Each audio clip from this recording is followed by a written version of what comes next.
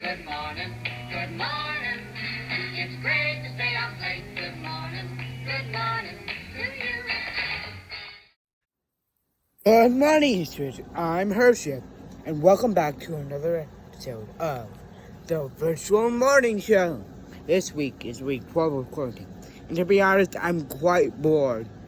And it is the first week of June, so yay! Less than 10 days left of the school year. I know the anticipation is killing you. It's killing me too. We're almost there.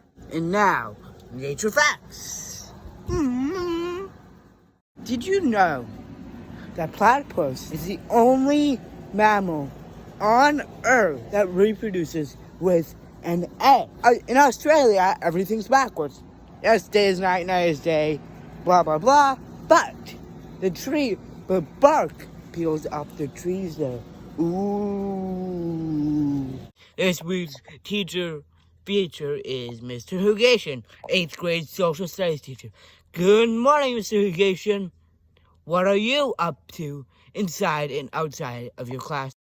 And good morning, East Ridge. This is Hoogs, 8th grade social studies teacher, and not a fan of PowerPoint, but wasn't sure how else to do this. So here it is, a little snapshot into what my students in grade 8 social studies have been doing since, when have we been out of school? Since March. So the first thing my students looked at was the Articles of Confederation, the U.S. Constitution, and they wrote essays. Good stuff. They did a phenomenal job with that comparison. Following that, Mrs. Deneen put together a fascinating web quest about Lewis and Clark in traversing West. So my students we ended that with a debate via Flipgrid, and these are just some of the students' debates, and these 8th graders will certainly be missed by me. You can just see their personality and their character just in the images on Flipgrid, especially Colzer there with his tongue out there. Fantastic. Following that, we looked at, which certainly connects to today, slavery, sectionalism, and a nation divided.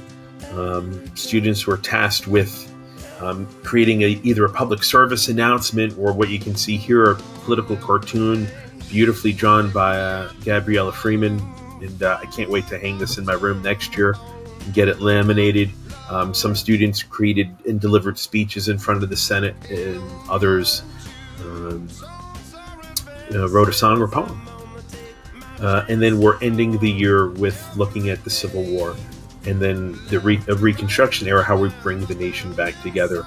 Specifically, the U.S. Constitution is changed with the 14th, and 15th Amendment.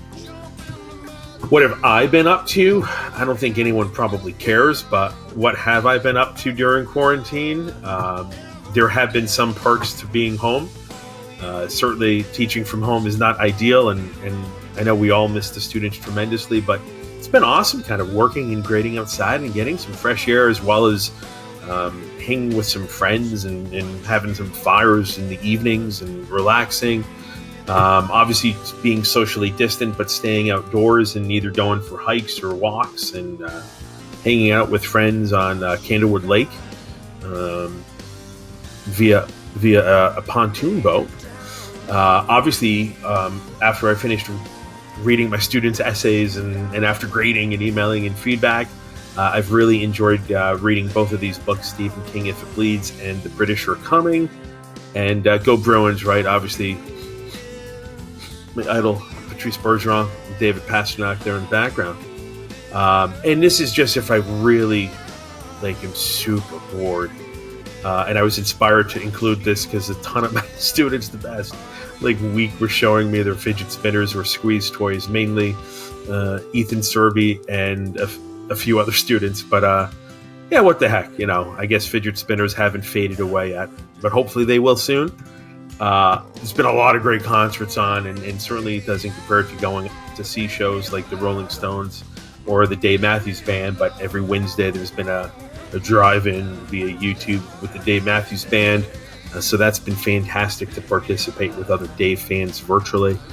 And I'm really excited. I'm hoping in a couple of weeks, Hoog Spring Hockey, I guess now Hoog Summer Hockey, we're the defending champs, and it'll be nice to see our younger students matriculate as 7th and 8th graders and get the opportunity to defend the championship. And obviously, looking forward to when sports will return, mainly, for my beloved Bruins to hoist the Stanley Cup and win. And I think that's it. So Horshev, back to you, and just best wishes to everyone. And I'm super excited for 8th grade graduation, Monday the 15th, as an opportunity to say goodbye to my students. Wish everyone the best, and continue to be healthy and well and stay safe. And back to you, Horshev. Thank you. Thanks, Mr. Hugasian, and thanks to all of you teachers and staff for all their hard work. Next week will be our last virtual morning show, and we got some special segments planned, so make sure you tune in one last time. That's all for now. Happy June, everyone.